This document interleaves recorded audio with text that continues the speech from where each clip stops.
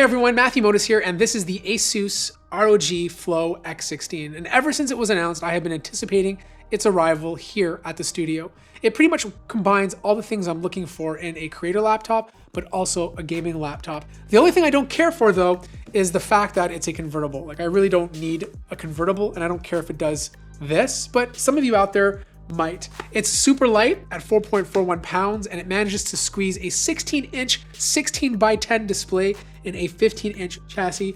I really dig this design. It's a lot different than the traditional laptops we're used to seeing. It's ribbed at the top, ribbed for your pleasure, and it just feels good. It has this like texture to it. But the one thing that truly made me want this laptop was the display. This is the first mini LED display I've used on a Windows laptop. I've used the one on a MacBook Pro 16, and after using that and a lot of good OLED panels, I swore to myself I would never go back.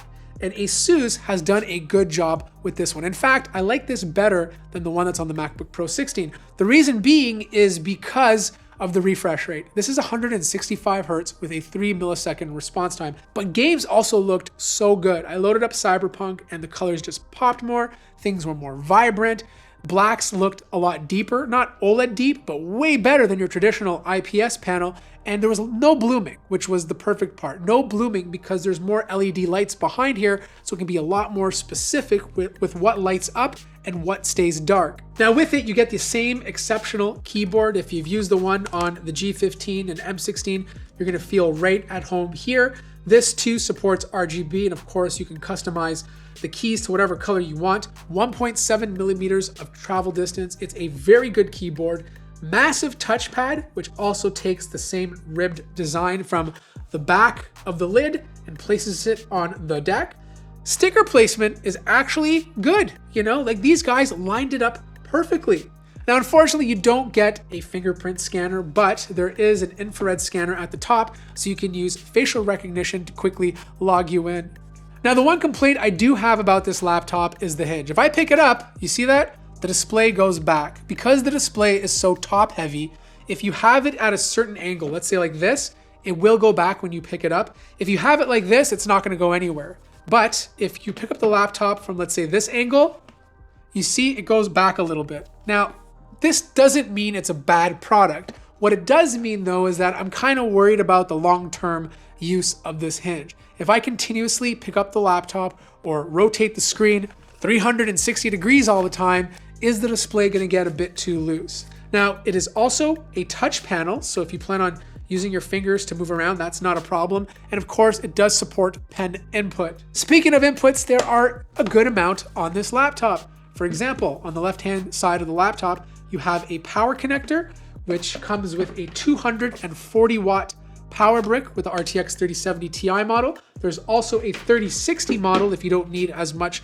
performance, but you also get an HDMI port. This is 2.0B, Type-C, obviously not Thunderbolt since this is an AMD product. You have an XG Mobile Connect if you want to hook up the XG Mobile GPU, but if you don't, if you open it up, you have another Type-C port that you can utilize. Audio jack, your light indicators, and then on the right-hand side, instead of having the ports at the back, they moved it to the front so that they can place a vent. 2 more USB 8 ports, micro SD card slot, and of course you have your power button. Now obviously this laptop doesn't come cheap. It is using a Nebula mini LED display, and you combine that with an R9 6900HS processor and an RTX 3070 Ti that runs at 125 watts. But performance on this guy is actually really good. CPU performance is very similar to what you'd find with the G14 or G15, utilizing that 6900HS. Single core clock speeds were very similar, and same holds true with multi-core performance. If you're buying this to compile code, it does a great job. Obviously not the fastest laptop I've tested, but fast overall. And if you're buying this for content creation, it will do very well in Adobe Photoshop and Adobe Premiere Pro. But if your main focus is Premiere Pro, you're still better off with an Intel processor because it does a much better job of utilizing QuickSync. The second con to this laptop is probably the thermals. It was a bit too hot. Under a stress test, pushing the CPU and GPU, the keyboard deck would go over 60 degrees Celsius. And if you're leaving your hands on there with that type of temperature, it's not gonna feel comfortable. CPU temp stayed around 93, which is not the worst I've seen, but compared to other products that ASUS sells and even the competition, it's a bit on the hotter side. Now, obviously these stress tests are not indicative of real world use. You're not going to see this kind of stuff unless you're pushing everything to the max, but I want to mention this because compared to the competition, it does get a bit hotter.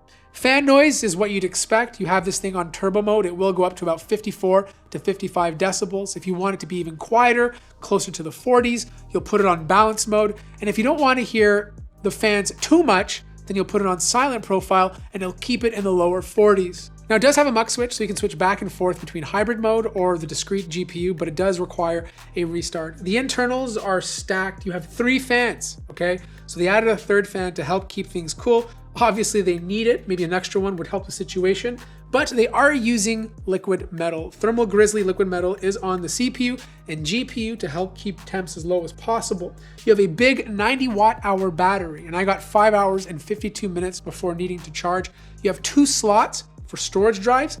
One is populated, really good read and write speeds, but if you want to upgrade, you have a 2nd slot available to you. 2 slots for RAM. I'm so glad I see this because on the M16 or the G15 or even G14, you only have 1, which means you could actually upgrade this to 64 gigabytes, and it's also using rank 8. Now, even though it does get a bit too hot and the hinge is not as stiff as I want it to be, I still like this laptop a lot. It's all about the display, you know? That display with the high refresh rate and an RTX 3070 Ti in a form factor like this is something that makes me personally excited about. If you do live in a hot climate, then there's other ASUS products that do a better job with thermals. And if you are concerned about the hinges, then maybe take a look at something like the M16 or the G15. If you have any more questions about this guy, let me know in the comment section down below. Like the video if you liked it, subscribe if you haven't already, and I'll see you guys in the next one.